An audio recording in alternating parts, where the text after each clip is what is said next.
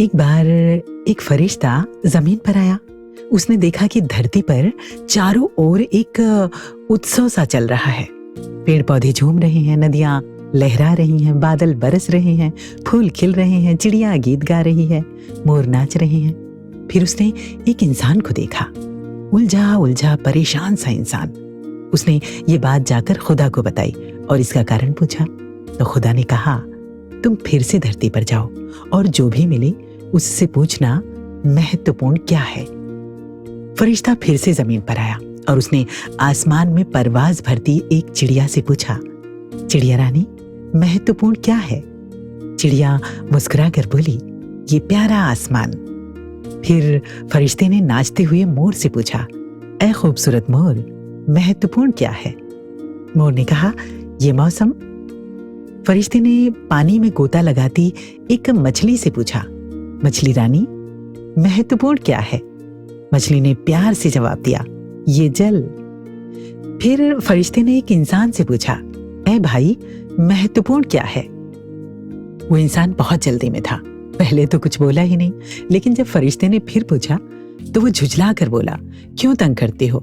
जाहिर सी बात है, मेरा ये काम जिसके लिए मैं जा रहा हूँ, मेरा ये सफर, ये गाड़ी, मेरा ये शरीर, मेरा जीवन, मेरा घर, मेरा परिवार, मेरे बच्चे, मेरी संस्कृति और हाँ, मेरा धर्म और इंसान कंफ्यूज था। फरिश्ता फिर खुदा के पास पहुंचा और सारी बातें बताई। खुदा ने कहा, क्या कहा खुदा ने? ये मैं आपको बताऊंगी इस एपिसोड के आखिर में। जी हाँ, इससे पहले हम करते हैं इस बात पर चर्चा कि हम इंसानों के लिए आखिर महत्वपूर्ण क्या और क्या है। तो चलते हैं इस महत्वपूर्ण सफर पर। मैं हूं आपके साथ कुसुम। नमस्कार, धन निरंकार।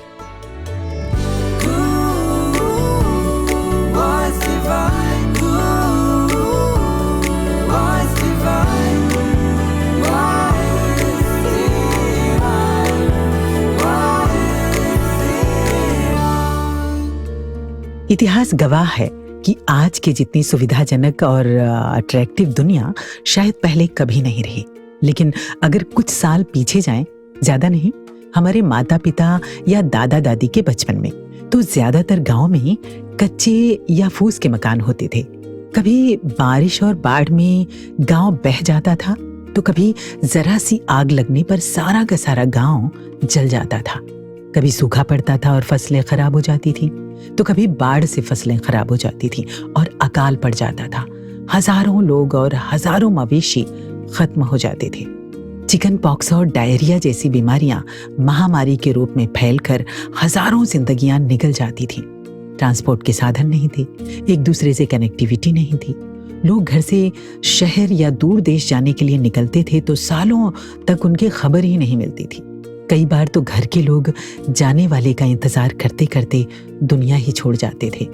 कदम कदम पर खतरे, कभी बीमारियों के तो कभी जंगली जानवरों के, कभी प्राकृतिक आपदाओं के तो कभी राजाओं के बीच अक्सर होने वाले युद्धों के। हजारों किस्से कहानियां और लाखों एग्जाम्पल्स भरे पड़े हैं हिस्ट्री की किताबों में। उस समय इतनी भी आजादी नहीं थी कि हम अपनी मर्जी से जी सकें। दुनियावी परंपराएं, मान्यताएं, धारणाएं, प्रथाएं, रीतियां, कुरीतियां इतनी महत्वपूर्ण और मजबूत थीं कि इंसान उसी में दबकर रह जाता था। और तो और भक्ति इबादत करना भी बहुत मुश्किल हुआ करता था। इतिहास उठाकर देखेंगे तो पाएंगे कि संतों, भक्तों, महापुरुषों पर पूरी दुनिया में कितने जुल्म ढाए गए। मैं ये नहीं कह रही कि वो समय अच्छा था या बुरा था, बस ऐसा था, मैं ये बताने की कोशिश कर रही हूँ।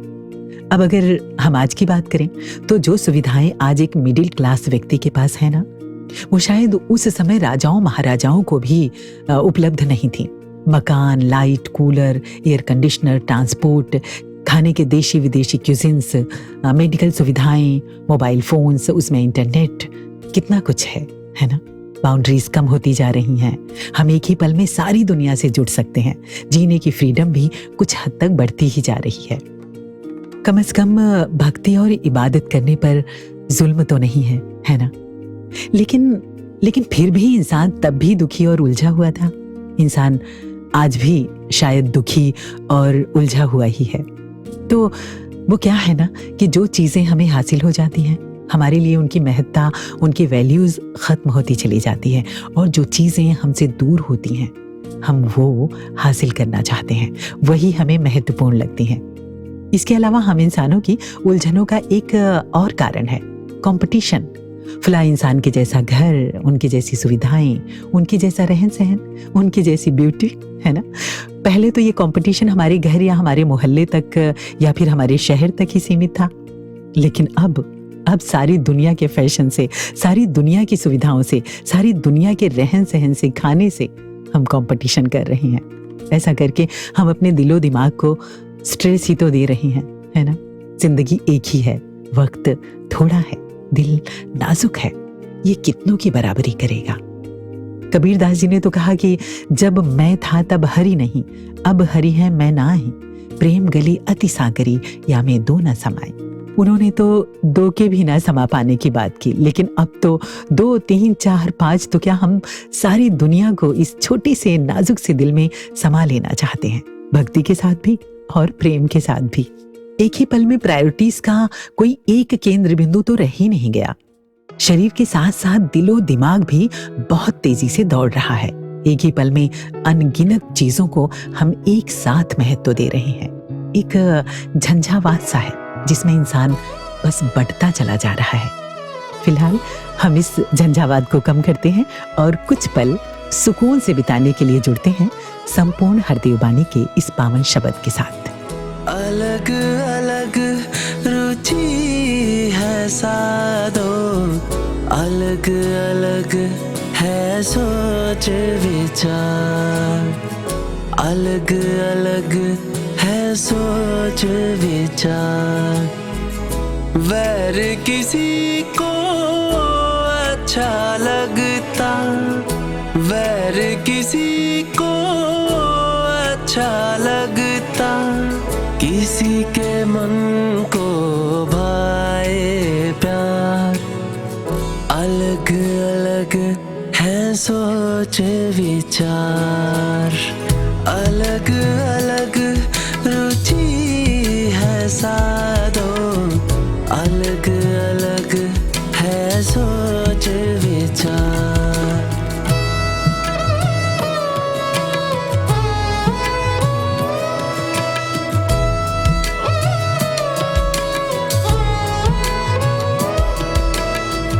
किसी की निंदा सुनने की, निंदा करने की फितरत है, किसी की निंदा चुगली से डर के रहने की आदत है, डर के रहने की आदत है।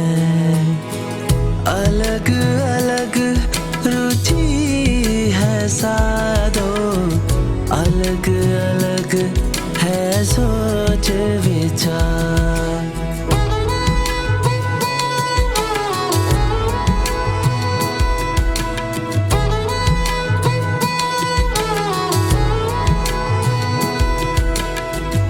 बोल कड़वे बोलने में कोई रुचि रखता है, कोई हमेशा मधुर वचन के रस को ही बस चखता है, रस को ही बस चखता है।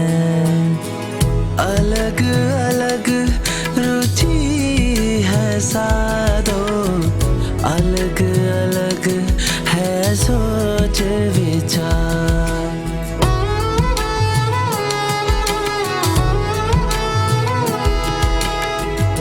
पापी को भक्ति ना भाती, पाप कर्म ही भाता है। भक्तों को भक्ति के सिवाना कुछ भी और सुहाता है, कुछ भी और सुहाता है। अलग अलग रुचि है साधो, अलग अलग है सोच विचार।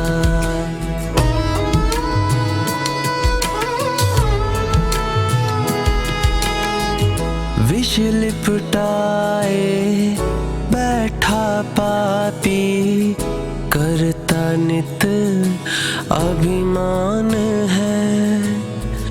कहे हर देव भगत बस करता, नाम का अमृत पान है, नाम का अमृत पान है। अलग अलग रुचि है साधो, अलग अलग है सोच विचार, अलग अलग है सोच विचार। जी हाँ, अलग अलग है सोच विचार, अलग अलग है दुनिया का ताना बाना, लेकिन हमारे लिए महत्वपूर्ण क्या है? हम फिर से इसी टॉपिक पर आते हैं। इस दुनिया की जिस भी वस्तु को जितना मीत बनाएंगे, उतनी ही उलझन सुलझन होगी, उतने ही दुख सुख पाएंगे। आपने छोटे बच्चों को देखा होगा, उनके लिए खिलौने कितने महत्वपूर्ण होते हैं, है ना? हमारे लिए भी थे बचपन में। कोई हमसे खिलौने छीन लेता था तो हम कितना रोते थे, लेकिन थोड़े बड़े होते ही खिलौने महत्वहीन हो जाते हैं।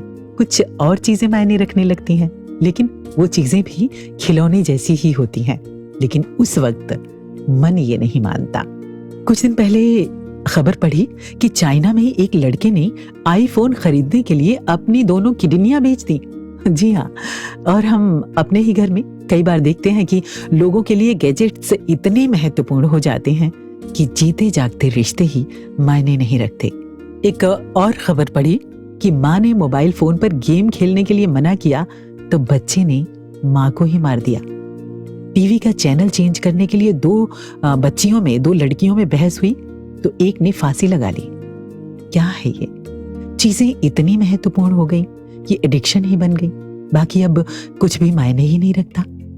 कभी कभी किसी इंसान के लिए कोई इंसान इतना महत्वपूर्ण हो जाता है कि उसके बिना जिंदगी ही बेमायने हो जाती है। वो जॉन एलिया साहब का शेर याद आता है कि ये मुझे चैन क्यों नहीं पड़ता, एक ही इंसान था जहान में क्या। कुछ दिन पहले मैं रेडियो स्टेशन जा रही थी तो पटेल चौक मेट्रो स्टेशन पर जैसे ही मैं स्टेशन से बाहर निकलने लगी तो मैंने देखा कि वहां पर बेंच पर एक लड़की बैठी रो रही है। छुट्टियों का दिन, सर्दियों का मौसम और शाम का टाइम था। कुछ इक्का दुक्का लोग ही वहां पर नजर आ रहे थे। मैं पहले तो झिझकी, लेकिन फिर उस लड़की के पास जाकर बैठ गई।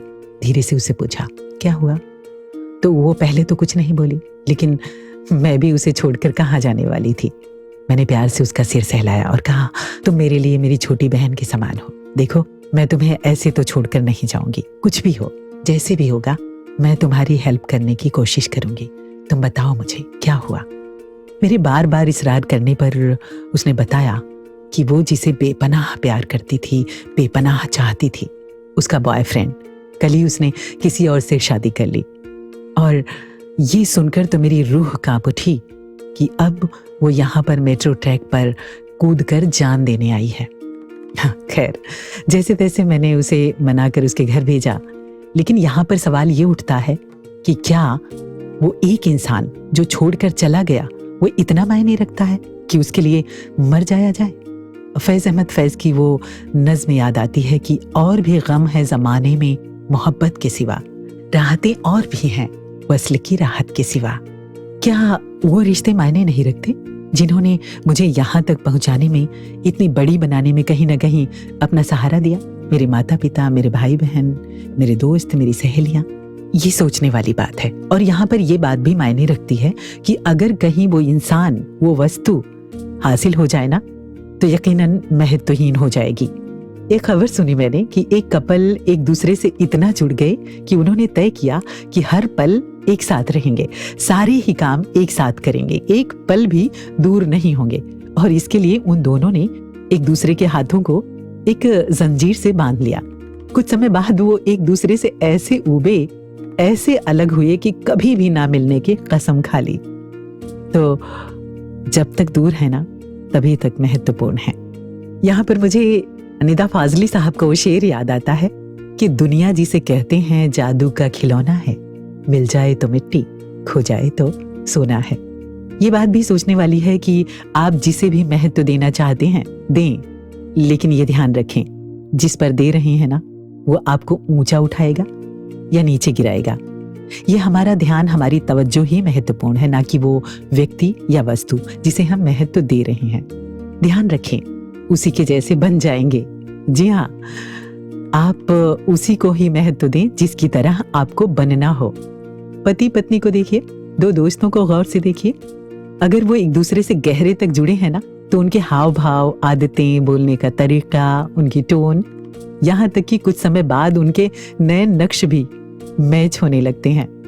खैर, हम अब इस बातचीत को यहीं रोकते हैं और सुनते हैं उनके प्रेम का गीत जो हम सभी के लिए महत्वपूर्ण है।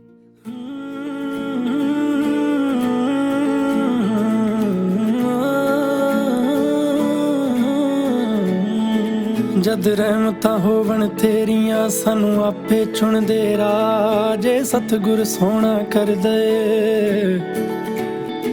जे सतगुर सोना कर दे ओदी काफी एक निगाह, असी अज़लां ताईं तरजीए, असी अज़लां ताईं तरजीए, सानू चरनी लो बिठाए, ओदा गुरमति अंदर वास है, ओदा गुरमति अंदर वास है, ओनू दिल विच लवो वसा, फिर मैं ना चित विच आमदी, फिर मैं ना चित विच आमदी, जो सतगुर नू ले पा।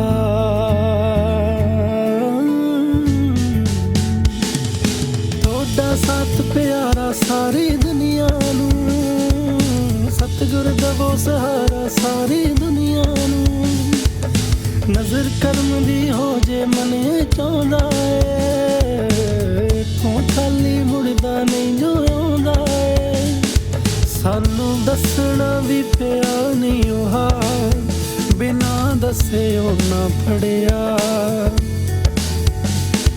तुसी तकिया जी ऐसा इको वार, लखां वारी मैं थरिया, तुसी तकिया जी ऐसा इको वार, लखां वारी मैं थरिया, लखां वारी मैं थरिया।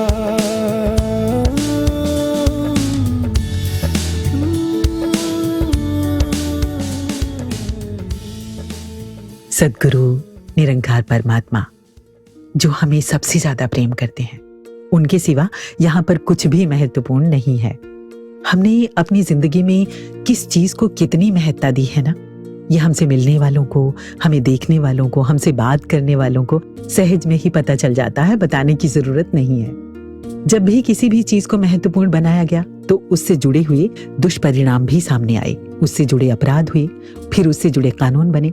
अभी हम अपने शरीर के महत्व को ही ले लें, दुनिया के नंबर 1 बॉडी बिल्डर को देखेंगे ना तो देखने से ही पता चलेगा कि उन्होंने कितना वक्त अपनी बॉडी को बनाने में दिया होगा, कितने स्ट्रिक्ट डाइट ली होगी, कितना नियम संयम अपनाया होगा, तब कहीं जाकर ये हासिल कर पाए होंगे। अपनी अपनी पसंद और महत्व की बात है ना।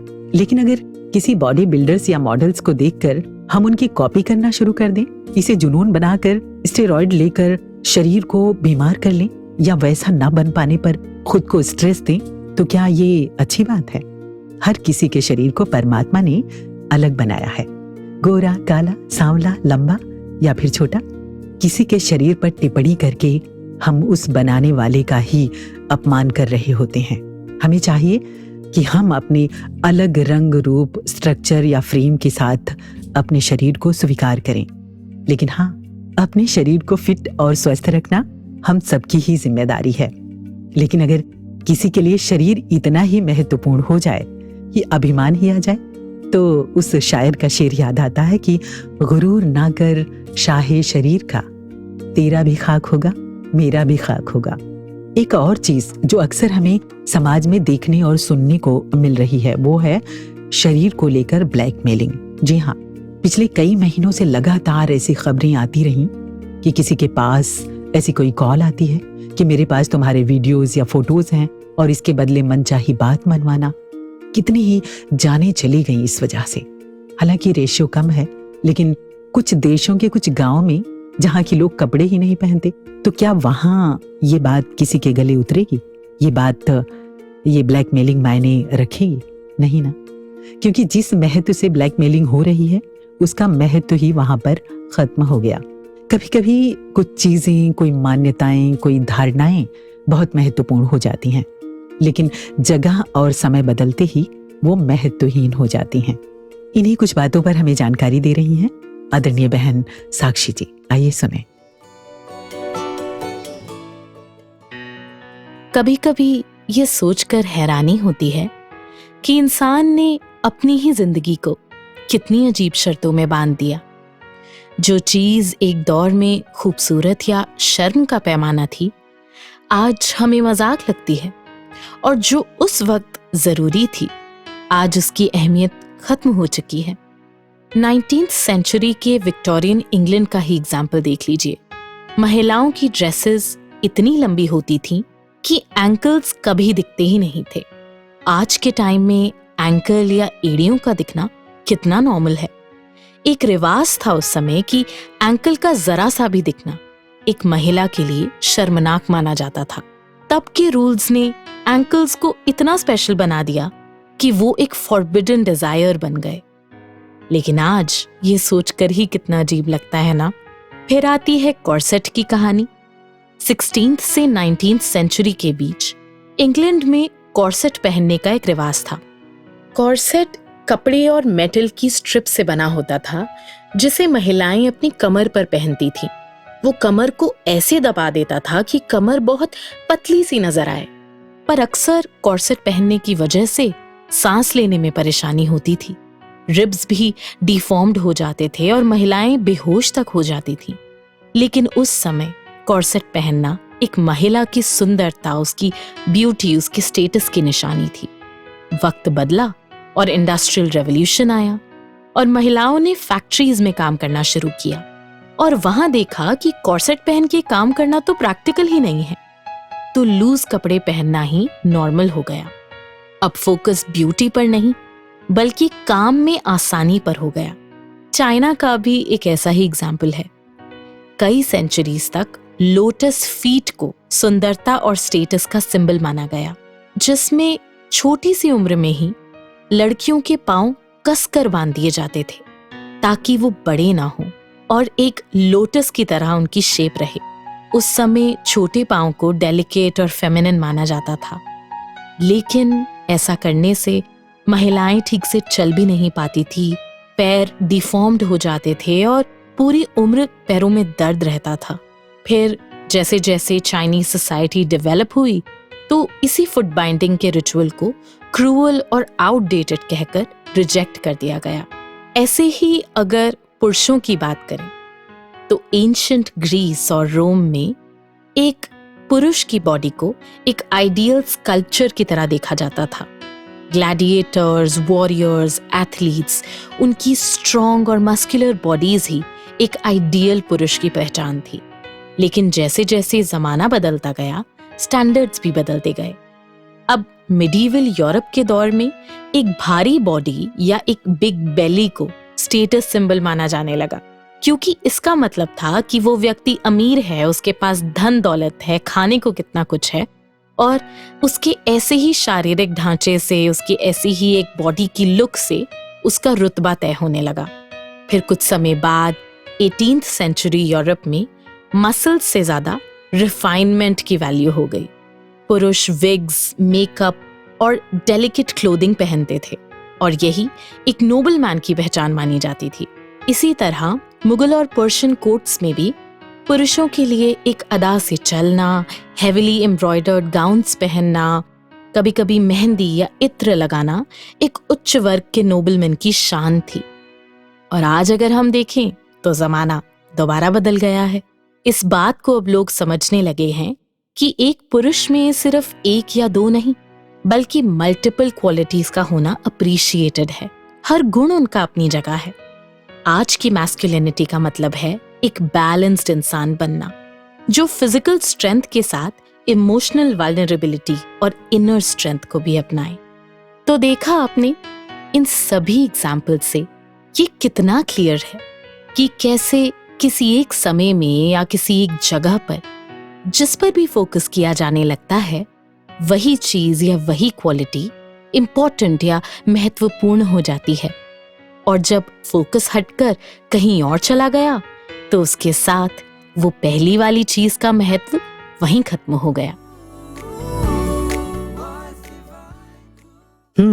तो साक्षी जी के साथ हम भी बीते जमाने में चले गए, है ना। अब वापस आते हैं आज में, लेकिन ये आज भी बीता दौर बन जाए इससे पहले इसे संवार लें अपने सद्गुरु के रूहानी प्रेम से। सागर है रोली फिरदा सतगुर आन बचावो, साडा की है पता टिकाना आपे ही जड़ लावो। मैं कमला मेरी रूह कमली ये रंग तेरे की जाने, अपने रंगी रंगो सानू सच दा पाठ पढ़ावो। सानू टुटणों बचावे हर वार तुसी जो कर्म करिया,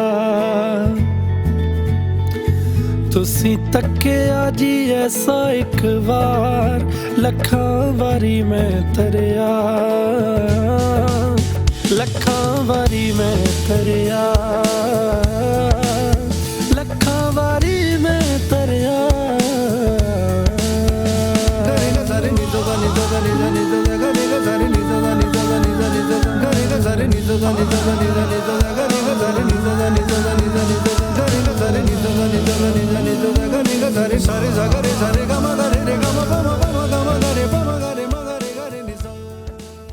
बदन को छोड़कर जाना है आसमां की तरफ, समंदरों ने हमें ये हुनर सिखाया है। भक्ति में, स्पिरिचुअलिटी में तो संतों ने शरीर से भी ऊपर उठ जाने की बात की है। एक संत हुई हैं सहजोबाई। एक बार वो नहा रही थी तो उनके भाई आ गए। वो शर्मिंदा होकर माफी मांगने लगी तो सहजोबाई ने कहा, ये मिट्टी है, मिट्टी के लिए इतना सोचने की जरूरत नहीं। सिकंदर जब भारत आने लगा तो उसने अपने गुरु अरस्तु से पूछा, आपके लिए भारत से क्या लाऊं? तो उसके गुरु ने कहा, वहां से एक संत ले आना। वापस जाते समय सिकंदर को एक संत मिले। जब उनसे सिकंदर ने यूनान चलने को कहा तो उन्होंने साफ मना कर दिया। सिकंदर ने तलवार निकाल ली और बोला, मैं अभी तुम्हारा सिर कलम कर दूंगा। संत बोले, तुम मेरा कुछ नहीं बिगाड़ सकते, मैं कब का अपना सिर अपने हाथों ही कलम कर चुका हूं। कहने का मतलब संत शरीर से या तो ऊपर उठ चुके होते हैं या उठने की तैयारी में होते हैं। इसी तरह से आप सबने गोस्वामी तुलसीदास और रत्नावली का वो एग्जाम्पल्स भी बार बार सुना है, जिसमें रत्नावली तुलसीदास से कहती हैं कि अस्थि चर्म मैं देह ये है, तासों ऐसी प्रीत नीक जो होती राम से तो काहे भवभीत। और फिर हम सभी ने सुना कि इसके बाद तुलसीदास राम के प्रेम में ऐसे रंगे, ऐसे डूबे कि फिर राममय हो गए। तो आइए हम भी इस गीत के जरिए अरदास करें कि हे मेरे मौला, मुझे भी अपने ही रूहानी रंग में रंग लो। रैनी चली रसूल की मोरे तन मन को रंग लाग, जिसकी चुनरी रंग दी धन धन उसके भाग, धन धन उसके भाग।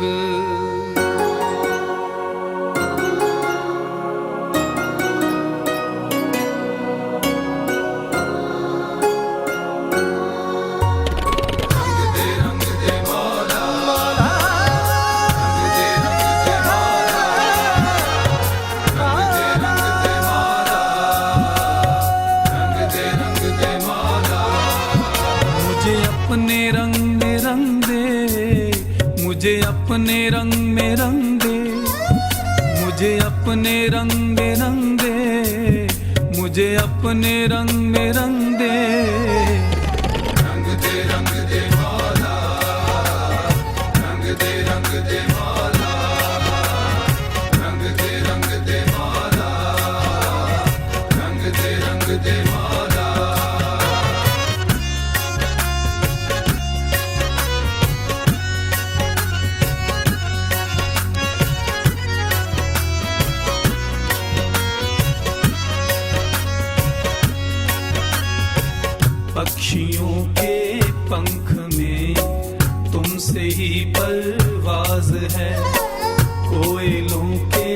कंठ में तेरी ही आवाज है। जिस तरफ घूमे नजर खूब ये अंदाज है। रंग दे मौला, रंग दे मौला, रंग दे मौला, रंग दे मौला। गुर्बतें होते हुए भी फासलों में कैद हैं। कितनी आजादी से हम अपनी हदों में कैद हैं। ये संकीर्ण सोचों की कैद, ये महत्वाकांक्षाओं की दौड़ जिसमें मन भागता ही जा रहा है। कभी इस चीज में उलझ रहा है तो कभी उस चीज को महत्व दे रहा है। अच्छा, किसी किसी के लिए पढ़ाई भी बहुत महत्वपूर्ण होती है। पढ़ाई महत्वपूर्ण है, लेकिन पढ़ाई ही जिंदगी नहीं है। पेरेंट्स और स्टूडेंट्स दोनों को ही ये बात समझनी चाहिए कि पढ़ाई कभी भी जिंदगी और मौत का सवाल ना बने।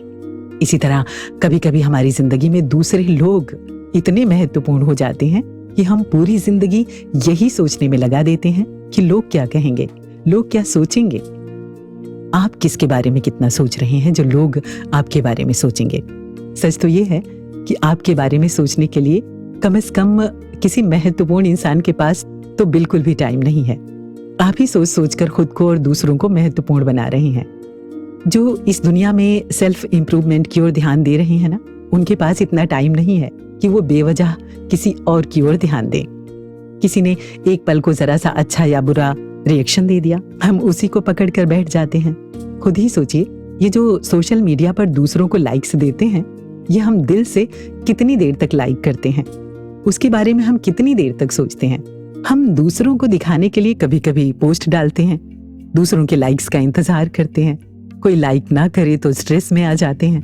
दूसरों को दिखाने के लिए बड़ा घर, बड़ी गाड़ी, दूसरों को दिखाने के लिए अच्छे कपड़े, सजना संवरना, मतलब कि हम अपनी खुशी के लिए दूसरों के मोहताज हो गए हैं।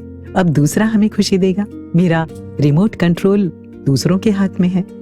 एक बार मैंने एक फोटो में एक बेहद खूबसूरत जगह देखी। दूर दूर तक खुली वादियां, खूबसूरत चमकते पानी की नदी, हरियाली, छोटा सा झरना और हाँ, वहां पर अकेला एक छोटा सा खूबसूरत सा मकान। लेकिन दूर दूर तक वहां कोई इंसान नहीं था। मुझे ख्याल आया कि काश ये मेरा घर होता। मैं अपनी कल्पनाओं में वहां रहने लगी। फिर ख्याल आया कि कोई और तो है ही नहीं। बेशक सब कुछ बहुत खूबसूरत है, बहुत सुंदर है, लेकिन मैं यहाँ पर कितनी देर अकेली रह सकती हूँ। कोई और भी तो हो जो देखे, सुने, समझे मेरा और इस प्राकृतिक खूबसूरती का महत्व बढ़ाए। जी हाँ, जीने के लिए कोई दूसरा महत्वपूर्ण है, लेकिन हाँ, वो दूसरा इतना महत्वपूर्ण ना हो जाए कि हम बस दूसरों को दिखाने के लिए ही जिए जाएं। कभी कभी हमारे लिए शब्द बहुत महत्वपूर्ण हो जाते हैं कि हम शब्दों में ही उलझ कर रह जाते हैं। किसी ने 2 पल मीठी मीठी बातें कर ली या तारीफ कर दी, उसी जाल में उलझ गए और हमेशा के लिए खुशफहमियां पाल ली। फिर जब विपरीत शब्द आए तो कलह, कलेश, लड़ाई, झगड़े। तुम तो ऐसे नहीं थे, तुमने तो ये कहा था, तुमने तो वो कहा था। अरे वो बस एक ही पल का भाव था। किसी ने अपशब्द कह दिया तो पूरी जिंदगी वही ढोए जा रहे हैं। महाभारत का एग्जाम्पल तो हम सभी बार बार सुनते हैं, है ना? अंधे का पुत्र अंधा। लम्हों ने खता की थी, सदियों ने सजा पाई। ना जाने कितनी लड़ाइयां, कितने वॉर हुए हैं शब्दों की वजह से। देखिए, कहने वाले को तो सोचकर बोलना चाहिए, लेकिन अगर किसी ने कह ही दिया तो शब्द कोई भी क्यों ना हो, इतने भी महत्वपूर्ण नहीं होने चाहिए कि उन्हें अपनी सोचों में, ख्यालों में, दिलो दिमाग में, जिंदगी में ज्यादा देर तक जगह दी जाए। एक दिन मेरे एक कजिन से मेरी वीडियो कॉल पर बात हो रही थी। इंडिया से बाहर हैं वो। मैंने उससे कहा कि छुट्टी लेकर घर आ जा, तो उसने अपने बॉस जो वहीं थे उनके सामने ही उसने उनके लिए कठोर और असम्मानजनक शब्दों का इस्तेमाल करते हुए कहा कि मैं कैसे आऊं, ये छुट्टी दे ही नहीं रहा। बॉस उसे देखकर बस मुस्कुराया जा रहा है, क्योंकि उसको हिंदी नहीं आती थी। वो समझ ही नहीं पा रहा है कि वो क्या बोल रहा है। शब्दों ने उसे छुआ तक नहीं। समझता तो शायद उन बातों का असर दोनों पर बहुत देर तक रहता। तो कहने का मतलब ये है कि शब्द अपने आप में कुछ भी नहीं है। या पिछले दिनों कुछ यूथ एक मूवी देखना चाह रहे थे तो वो घर के बड़ों से कहते हैं आप मत देखो, उसमें अपशब्द इस्तेमाल किए गए हैं, आपको अच्छा नहीं लगेगा। बच्चे को हम बचपन में सिखा तो देते हैं कि अपशब्द नहीं कहना चाहिए, बहुत गलत बात है। अब स्कूल में किसी बच्चे ने उसे कह दिया तो उस बच्चे ने पेपर वेट से उसका सिर फोड़ दिया। तो आधा नहीं बल्कि पूरा ज्ञान देना चाहिए, पूरी तरह से सिखाना चाहिए कि अपशब्द कहना बिल्कुल गलत है, वाणी का दोष है, शब्दों की बीमारी है। लेकिन अगर कभी सुननी ही पड़ जाए, क्योंकि हम किसी दूसरे को तो नहीं बदल सकते ना, तो अगर कभी सुननी ही पड़ जाए तो इतनी महत्वपूर्ण ना लगे कि मरने मारने की बात आ जाए। शब्दों का घाव लेना मतलब शब्दों को महत्व देना, अन्यथा कौन सा घाव, है ना। फिलहाल अब जुड़ते हैं रंगमंच के कलाकारों से। सुख चैन यूनाइटेड। ये क्या है, कोई नया फुटबॉल क्लब है क्या? ऊपर तो देखो मैडम। ओ अच्छा, SCU। तो ये है तुम्हारी सोसाइटी की फुल फॉर्म? हाँ, स्वागत है तुम्हारा इस सोसाइटी में। बड़ी प्यारी सोसाइटी, कोई शोर शराबा नहीं, तोड़फोड़ नहीं, हल्ला गुल्ला नहीं, मिलजुल कर रहते हैं एकदम मिक्सचर नमकीन की तरह। और प्यार की तो धाराएं बहती हैं, धाराएं। हर तरफ से ना एक ही आवाज सुनाई देगी, ए, हम तुम्हारा सर फोड़ दे। ए बंगाली बाबू, चाइला ऐसा कैसे सर फोड़ दे? बहन जी, हमने भी हाथों में ना चूड़ियां नहीं पहनी हुई हैं। हाँ। Oh my gosh, well आपने तो पहनी हुई है। ओ, ये मेरे हफ्सन लाए थे दुबई से, प्योर गोल्ड है। हाँ, तो हमारी भी जुबानों पर ना ताले नहीं है। बोलो जुबा के। ए उड़ी बाबा, रसगुल्ला समझ के रखा है हमको, हाँ? इतना भी सॉफ्ट नहीं है हम। देवा रे देवा, सॉफ्ट नहीं सॉफ्टी। अरे तू बहन जी, ये बातें सुन लो मेलों की। Pardon? मेलो? मेल मर्दों की। देखिए, as a president of the society, मुद्दा क्या है? क्यों लड़ रहे हैं आप? बहन जी को मुद्दा ही नहीं पता, किसने वोट दिया इनको? तुम नहीं दिया है। मुद्दा कोई भी हो, आमची कल्चर, आमची रिस्पेक्ट, मैं ही सेफगार्ड करेगा। जय वड़ा पाव। अच्छा, तो हम भी इधर खोड़ा है, हम रक्षा करेगा हमारा पूरा बंगाल का। करबल और वो जीत बोरे, करबल और बोरे जीत बोरे। बहन जी, इन्हें दफा कोर बोरे, आप लगाओ पंजाबी तड़का। ओ हेलो, चिक के पहुंच तुरने वाली है, ताकि ताकि सुनने वाली है। Oh my gosh, what is happening in my society? कैसी भाषा का यूज कर रहे हैं उससे आप? आप पा रहे हैं बहन जी, पर ये दिलजीत पाजी का गाना है, इस पे बुरा नहीं मानेंगे हम। अभी माई बोला, आता माजी सटकली, आता में तुम साग लेला सांग तो। और साग मिलेगा सर्दी में, अच्छा वाला, खिलाऊंगी, आना खाने। ईनो चौल बे, अभी आता माजी सटकली, जे हुण तुसी कुछ किया ना, आई शपथ I am gonna tell you all. Hi, बहन जी को तो बुखार चढ़ गया है। मिले सुर मेरा तुम्हारा, तो सुर बने हमारा हो गया इनका तो। हाँ जी, और कोई तारीफ? ओ, कोई और बहाना? नहीं है। क्या करूं यार, रोज का ड्रामा ही है इन सब का। किसी को अपनी भाषा चाहिए तो किसी को अपना खाना, नाम के नाम पर सरनेम, फिर उसमें बैकग्राउंड, फिर कल्चर्स। यार ये नेम प्लेस सिटी वाली गेम खेलते थे ना, एटलस जैसी, ये तभी अच्छी लगती थी। हाँ, ये नहीं पता था कि सोसाइटी में आके यहाँ ऑलरेडी ग्रैंड लेवल पर ये गेम चल रही है। उफ, हर कोई रक्षक जो बना हुआ है, उन्हें ही प्रोटेक्ट करना है अपना इतिहास। यार इतिहास को समझना गलत नहीं है, लेकिन अपने ही कल्चर, अपने ही एट्रीब्यूट्स, अपने ही खान पान, भाषा, बोली, इन सब को लेकर रिजिड हो जाना। एटलीस्ट हिस्ट्री में ये सब तो नहीं लिखा कि खुद ही पहरेदार बन जाओ। ट्रू। हाँ, एक भैंस है यहाँ जिसके आगे ये लोग एक जरूर हो जाते। हाँ, देखा मैंने, सब लगे पड़े थे। नहीं, एक्चुअली भैंस, आई मीन असली वाली भैंस। क्या? हाँ, वो रही सामने, बेला नाम है इसका। गार्ड भैया लाए थे, सबको प्यारी लगी तो यहीं बना दिया, बेला का छोटा सा तबेला। और ये तबेला ही एक्चुअली सीक्रेट प्लेस है यहाँ की। ओह, आई सी। या but I can't see any scope ना। छोड़ यार, मैं भी छोड़ता हूँ ये सोसाइटी। कितनी सोसाइटीज छोड़ेगा? ये एक है, बाहर ऐसी 100 और हैं। तू चल, अब ये भैंस ही इनकी बहस खत्म करेगी। एक संदेशा भिजवाओ, सोसाइटी मीटिंग हॉल में बुलवाओ इन्हें। और फिर जैसा मैं बोलेगी वैसा ही करनी पड़ेगी। जैसे अब तक तो बहुत चल रही है मेरी। आई मीन ठीक है, मेरी नारी शक्ति, आफ्टर यू। सुबह का ड्रामा कम था। हो जो फिर मीटिंग आ गया।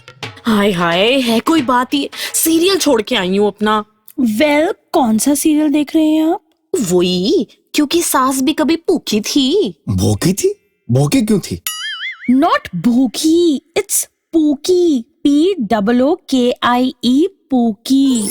ए बाबू, काई को लेडीज लोग की बातों में टांग अड़ाता है। लो, अभी तुमको इसमें भी प्रॉब्लम है। है मेरे को तो आप सब शांत हो जाइए और इधर ध्यान दीजिए। वेलकम वेलकम मिस सचिन, ये मिस्टर भावेश के साथ आए हैं हमारी बेला के लिए कुछ खास लेकर। जी हाँ, देखिए आपकी बेला के लिए एक बहुत इम्पोर्टेंट प्रोडक्ट है। उसकी जरूरत जो है, यू नो, इसका नाम है इट्स मूव। मो? No, it's move. बोलिए। It's Exactly. A perfect product for cows and buffaloes. अभी तुम बोला कस्टमाइज्ड, तो ऐसा क्या है इसमें? जी, हम देंगे शानदार 20-20 लीटर के डोलू, जिसे आप कस्टमाइज करवा सकते हैं। और इस डोलू में होगा, वो आप कस्टम वाला बताओ। एक्सपेक्टेड। हाँ तो जी देखिए, हम कह रहे थे कि आजकल मार्केटिंग, ब्रांड ही सब कुछ है ना, तो बस इस डोलू को आप अपने हिसाब से करवा लीजिए कस्टमाइज। क्या बात करता है? फिर तो ऐसा करो, हम तुमको एक कलर बताता है, हमारा वाला कलर कर दो। Excuse me. Wait, I am the president of this RWA. I will decide. It should be very elegant. रंग हटाओ, ढक्कन। ढक्कन बहुत इंपॉर्टेंट। मैं ही बताता है उस पे बढ़िया सा कौन सा लोगो लगाने का। ओ भाई साहब, आप लोगों की बात तो करो ही मत, आप लोगों में समझदारी है ही नहीं। अचिंत बहन जी, आपको मैं बताती हूँ क्या लिखना है इस पे।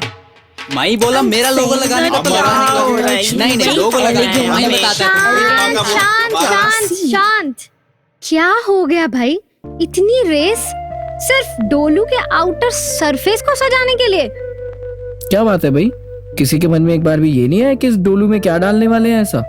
ऐसा क्या था इसमें? Any energy drink or something, you know? इतना भी मुश्किल नहीं है, पानी ही देने वाले थे बस। पानी? तो आपने ये सब पानी के लिए? हाँ तो आपने पूछा क्योंकि आप सबका ध्यान तो ब्रांड पर था।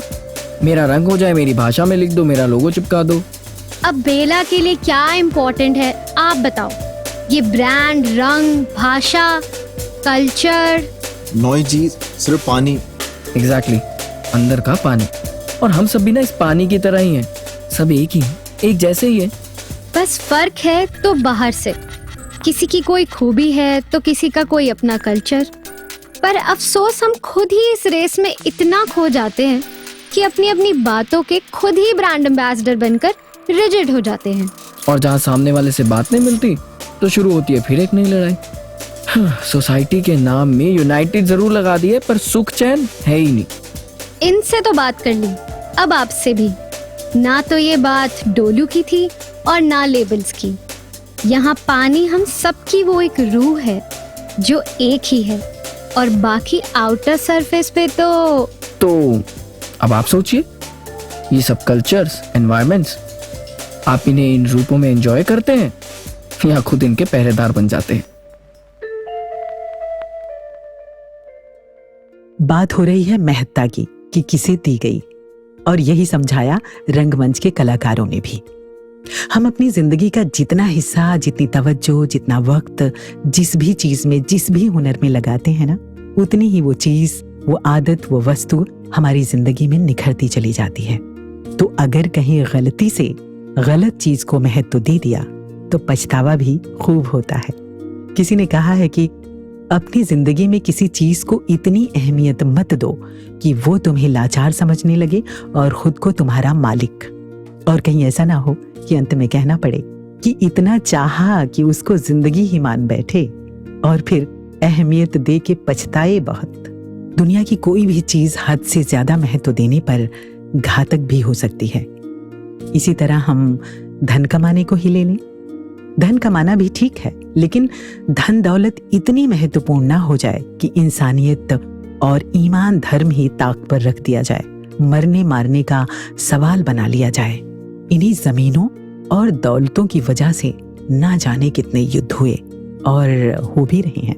ये जमीनें आज भी यहीं पर हैं और यहीं रहेंगी, लेकिन उन लोगों का क्या? उनका तो नामो निशान तक नहीं जिन्होंने इन्हें महत्व दिया। बाबा हरदेव सिंह जी महाराज ने बार बार दोहराया कि शह सवारों, रास्ते में खंडहर भी मिलेंगे, वहां रुका करना। हाँ, रुका करना, ये देखने के लिए कि तुम्हारे जैसे तमाम शह सवार इन्हीं खंडहरों में कहीं ना कहीं तब्दील होकर रह गए हैं। जगह जगह पर बने तमाम मजबूत किले कहानी सुना रहे हैं सत्ता और दौलतों को महत्व देने वालों की। पिछले दिनों दिल्ली से सटे बागपत में खुदाई के दौरान एक विशाल रथ मिला है जिसे महाभारत कालीन माना जा रहा है। वो रथी कहाँ है जिसका रथ रहा होगा? कुछ दिन पहले एक वृद्धाश्रम में जाने का मौका मिला। किसी ने इंट्रोडक्शन करवाया। ये ऑफिसर रह चुके हैं, ये क्लर्क, ये पियोन, ये बिजनेसमैन, ये सफाई कर्मी, ये किसान, सब एक ही जैसे दिख रहे थे, थके हारे और उलझे हुए। जिंदगी भर जिंदगी को उलझाए रखा, आखिर में क्या हासिल हुआ? पछतावा? ये सोचने का विषय है। मेरा मतलब ये हरगिज नहीं कि शिक्षा हासिल ना करें, धन ना कमाएं, लोगों को ना महत्व दें। मेरा मतलब केवल इतना है कि इसे पाने में स्वास्थ्य को, सुकून को, रिश्तों को, इंसानियत को और जिंदगी को दांव पर ना लगा दें। एक और बात, जहां एक तरफ इन सबको महत्ता देने वाले रहे हैं, तो वहीं ऐसे लोग भी इसी समाज में रहे हैं जिन्होंने दुनियावी चीजों को इतनी महत्ता नहीं दी और सुकून से रहे हैं। मैंने कहीं पढ़ा, एक बहुत फेमस और बड़े बिजनेसमैन को बिजनेस में लॉस हो गया, सब कुछ खत्म हो गया उनका। अगले दिन वो गायब हो गए। सबने सोचा कि उन्होंने आत्महत्या कर ली होगी, इसलिए कुछ अखबारों ने ये छाप भी दिया। लेकिन अगले दिन वो एक होटल के कमरे में आराम करते मिले। सब कुछ गंवाने के बाद वो जाकर सो गए थे। उनसे पूछा गया, तुम्हें दुख नहीं हुआ? तो उन्होंने जवाब दिया, धन तो खो गया था, लेकिन उससे कहीं ज्यादा महत्वपूर्ण मेरे दिल का सुकून और शांति है, जिसे मैं खोना नहीं चाहता। इसी तरह अनेक ऐसे लोग और संत महात्मा भी रहे जिन्होंने प्रेम को, दया को, करुणा को, परमात्मा को महत्ता दी। बाबा हरदेव सिंह जी महाराज ने एक बार अपने विचारों में फरमाया कि मान लीजिए किसी ने किसी को कोई घड़ी अमानत के तौर पर दी और वो सड़क पर चलते हुए बार बार अपनी कलाई उठा उठाकर उस घड़ी को ही देखता रहे, तो हम समझ सकते हैं कि उसका क्या होगा। घड़ी को देखना है, लेकिन सड़क पर चलना भी है। और हाँ, घड़ी के साथ साथ महत्व उसे भी देना है जिसने ये घड़ी उसे गिफ्ट की है। तो संतों महात्माओं ने तो उसे ही महत्ता दी है जिसने ये जिंदगी, ये दुनियावी चीजें, ये सब कुछ हमें अमानत के तौर पर दी है। काश कि हर इंसान ये समझ पाता। जीने के लिए कोई भी चीज आपकी जिंदगी में आपकी जिंदगी से ज्यादा मायने नहीं रखती। आप जिसे अहमियत दे रहे होते हैं ना, उसे सिर्फ अहमियत ही नहीं देते, अपनी सोचों में, अपनी जिंदगी में जगह दे रहे होते हैं। पहले ये जान लें कि वो चीज आपकी तवज्जो के लायक है भी या नहीं। इसके अलावा उससे हमें देर तक और दूर तक क्या लाभ मिलेगा। मैं बार बार कह रही हूं कि ऐसा नहीं है कि चीजों को महत्व ना दें, लेकिन जितनी जरूरत हो बस उतनी, एक पल में एक ही जगह रहें, एक ही चीज को महत्व दें। जब जिस पल में है वो पल ही महत्वपूर्ण है। वो इंसान जिसके साथ है वो इंसान महत्वपूर्ण है। वो काम जो अभी करना है, जो अभी मेरी जिम्मेदारी है, वही सबसे महत्वपूर्ण है। और हाँ, सबसे महत्वपूर्ण है मेरा रब, मेरा मालिक। एक बार किसी बच्ची ने सदगुरु माता सुदीक्षा जी महाराज से पूछा, आपके लिए फेवरेट क्या है? तो उन्होंने कहा कि इस टाइम जब मैं आपके साथ वॉक कर रही हूं तो ये फेवरेट है, और जब मैं कुछ और करने लग जाऊंगी तो वो मेरा फेवरेट होगा। तो जब जहां जिस पल में है ना। और अब आइए यहाँ पर रुकते हैं और सदगुरु के चरणों में करते हैं एक प्यार भरी अरदास इस गीत के माध्यम से।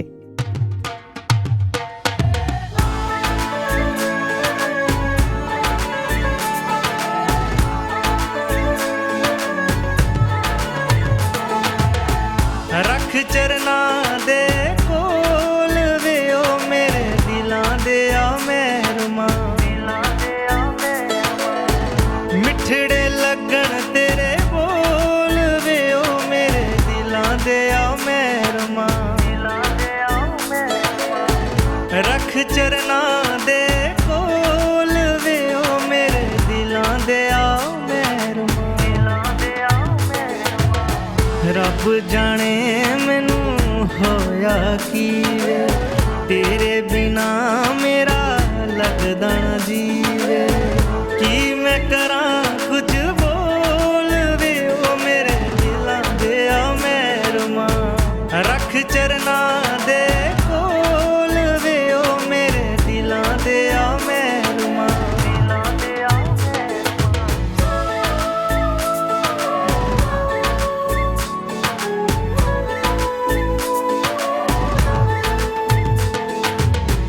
तू तां इक मैनू तैनू लखां, सांभ सांभ तैनू दिल विच रखां, तेरे जिहाना कोई होर वे ओ मेरे दिलां दे आ मेहरमा,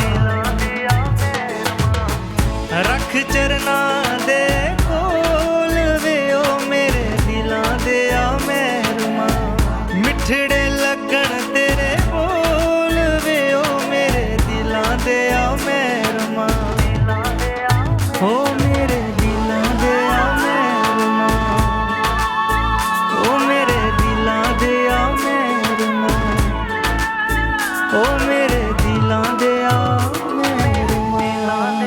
मेहरमा। दुनिया एक मेला है पर आदमी अकेला है, हर हंसी के पीछे रोना है, सब खेल खिलौना है। जैसे एक बाजार होता है ना, तो जब हम बाजार में जाते हैं तो पैसे होते हुए भी सब कुछ अपने थैले में तो नहीं भर लेते, या किसी रेस्टोरेंट में जाते हैं तो सब कुछ तो नहीं खा लेते। तो ये दुनिया भी एक बाजार की तरह, एक रेस्टोरेंट की तरह है। इसमें वो चीजें हैं जो हमारे फायदे और नुकसान दोनों का कारण बन सकती हैं। तो बहुत सोच समझकर बस उतना ही जितना जरूरी हो अपने दिलो दिमाग में भरें, वरना जरूरत से ज्यादा भर लेने पर थैले और पेट का क्या हाल होता है ये हम सभी अच्छी तरह से जानते हैं। वक्त रुखसत तो वो सब कुछ बेमायने हो जाता है, कतरा कतरा सी बटी जाती है जिंदगी जिसमें। सच तो ये है कि आखिर में सब शून्य, सब बराबर हो जाना है। यहाँ निराकार परमात्मा के सिवा कुछ भी नहीं ठहरने वाला, कोई भी चीज नहीं। तो कोई भी चीज, कोई भी इंसान, कोई भी रिश्ता परमात्मा से ज्यादा महत्वपूर्ण नहीं है। अगर इतना ही गहरा जुड़ाव रखना है कि जीने मरने का सवाल बन जाए, तो ये रिश्ता परमात्मा से रखें।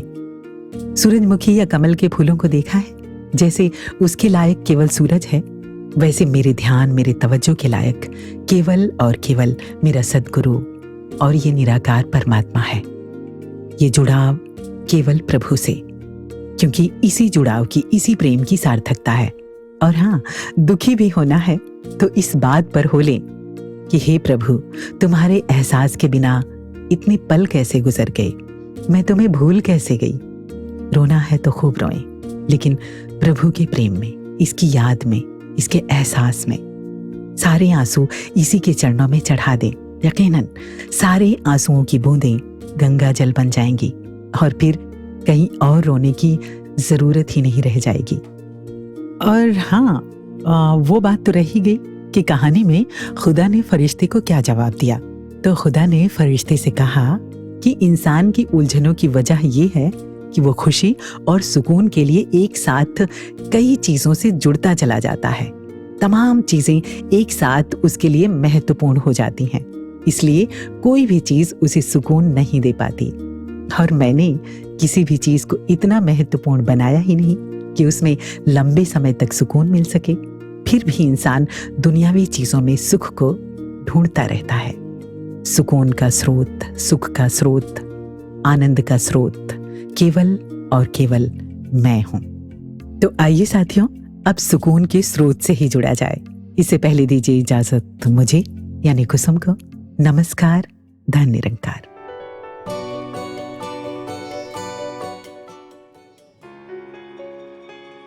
जब भक्त एक भक्ति कर रहा है तो वाकई ही कोई सुध-बुध नहीं होती। अपनी परिस्थितियों की तो दूर की बात, अपने शरीर का भी पता नहीं लगता। ये हर पल इस परमात्मा के प्यार में है, तो फिर कुछ अच्छा बुरा ये सोच ही कहाँ आती है। ये ख्याल भी कि ऐसा नहीं, ऐसा होना चाहिए, या ये कमी है, ये खालीपन है, कि हम एक रास्ता किस चीज़ के लिए बना रहे हैं। ये खालीपन, ये गलतियों, ये कमियों पे अगर नज़र ही डालते रहेंगे तो उन्होंने मैग्नीफाई होना है, उन्होंने बढ़ना है। जो चीज़ पे हम फोकस करते हैं वही उस समय की हमारी पूरी दुनिया बन जाती है। तो उस समय वही चीज़ सबसे महत्वपूर्ण लगती है। तो ऐसा अगर कुछ महत्वपूर्ण बना लिया है तो स्वाभाविक है कि सबकॉन्शियसली भी हम उसी तरफ अपनी सोच बनाए रखेंगे, क्योंकि हमारे लिए वो चीज़ महत्वपूर्ण है। और उसी तरह अगर इस सुकून, इस निराकार, ये खुशियों को, सदैव रहने वाले इस आनंद को एक फोकस बनाएंगे तो वाकई ही हर परिस्थिति भी प्यारी लगेगी। अपनी शरीर में अगर कोई पीड़ा है तो वो भी मुबारक लगेगी। एक मन में भाव यही रहेगा कि हर चीज़ हमारे ही बेहतरी के लिए है। एक एफर्ट्स तो जीवन में करते ही रहने हैं, पर ये परिस्थितियों को दिल नहीं कोसेगा, ये समय को, ये वक्त को, ये ज़िंदगी को मन नहीं कोसेगा। भाव फिर यही कि ये प्यार है इस परमात्मा से, तो प्यार में तो सभी कुछ मुबारक होता है।